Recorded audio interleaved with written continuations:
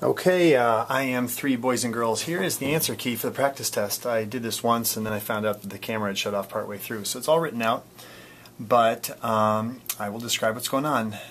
This has clearly got two separate peaks, bimodal. This one looks moundish, but it's shifted to one side, so we call that skewed right. You guys should find these questions pretty straightforward. Now we've got a simple data set. We've got 6 points. This is of course not really realistic. In the real world you have more, but for a test it works.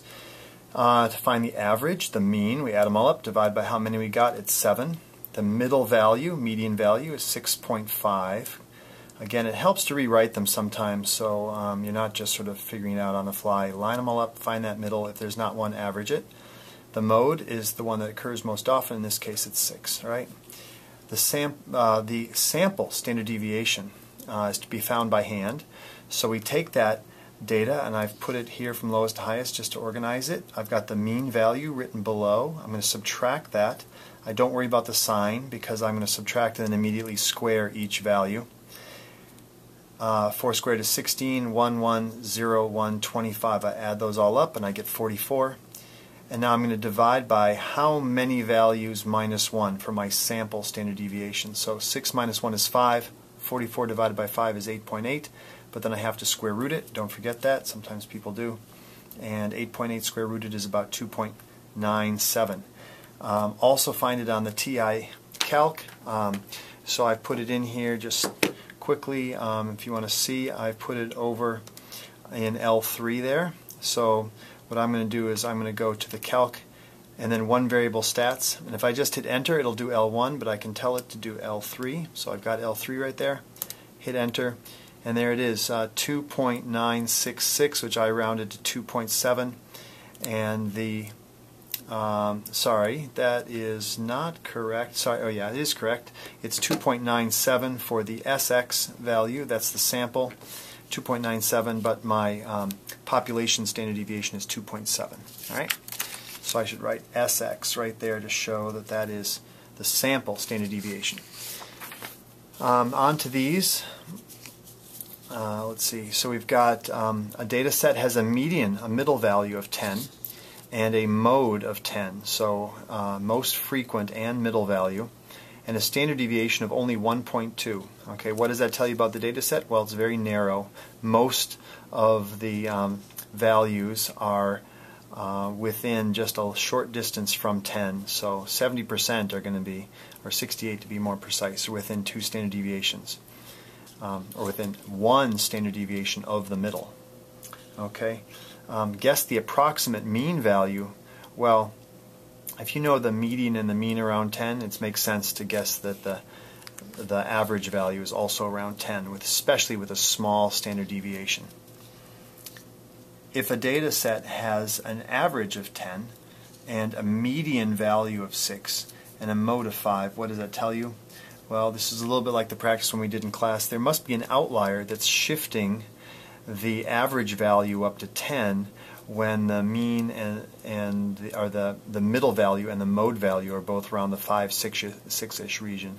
So it tells you there's probably one big value that's pulling everything to the right, and so this is out at the positive end of things.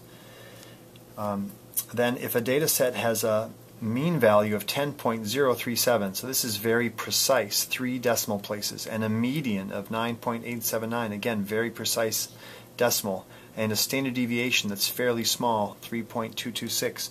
What does that tell you about the data set? Well, this is probably like a scientific measurement. You're unlikely to get a mode value because you'd have to go out to the 1,000th value for an exact match. So mode value usually is not much use in that type of thing. And then you know that from the standard deviation that most of the values are clustered around 10. So up to like 13, 14, down to maybe 6 or 7. It's unlikely any values get negative, all clustered around 10. 6, the average length of freshwater salmon. So now we're doing some actual normal distribution type problems. Caught in the Sound in Seattle is 83.5. Their lengths are distributed normally. Now I've got, this is the entire population standard deviation, so we'll do this the same on our chart. So I will not just differentiate between SX and this standard deviation. So don't freak out about that.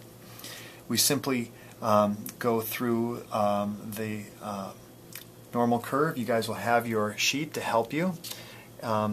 This is exactly one standard deviation away, and then we're going above that. So if we're here at 91.8, right there, 91.8, we know that this is 34%, the below is 50%, so add those together, it's 84. Whatever is above 84% is 16%.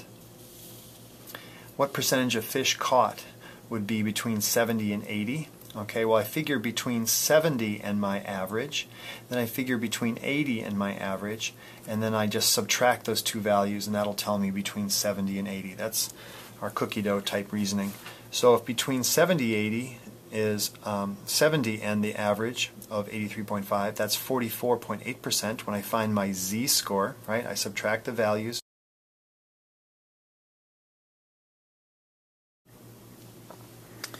Okay, on to the back page here. We're imagining that we've been asked, or we're analyzing the fact that a manager of a convenience store wants to know what size soft serve ice cream to offer. So she asks a bus full of girls, and what type of a sampling method is this? It's clearly convenience. It's also definitely a cluster sample. Every member is in a part of the same group. You're likely to get inaccurate results for the whole population because maybe within that small subgroup they've got a special size of ice cream or some other great appetite reason for having a size that's not what the actual accurate results would be. Anytime you get a cluster convenience sample, you're likely to find some sort of sampling bias. All right, but the pluses in that is that it seems easy, so very easy but inaccurate. How might you do the survey better? Well, if the owner would just randomly ask individuals who come into the store, you could do it a bunch of different ways. You could just do every 100th person, or in one day every 10th person, or you could have some random number thing that spits out yes you survey or no you don't. Random is the key thing there for accuracy. A question might be something along the lines of if you were to buy a soft serve ice cream, then the size that is best is, and you fill in an amount, okay? It's really a typo. If you asked a question about flavor, that's fine, but this is really a question about size. I meant to change that. So it was a numerical answer. I'm getting after some sort of question where you can answer in numbers, 5, 10, 15, 20. What numbers you went with is not important, that you try to be precise and have quantitative answers. Why do people conduct surveys? Almost always to save time and money, okay? You want to avoid sampling errors. You don't want to be questioning with a bias in them. You don't want to over or under sample by choosing a poor sampling method. Random is the best, the worst is like up above.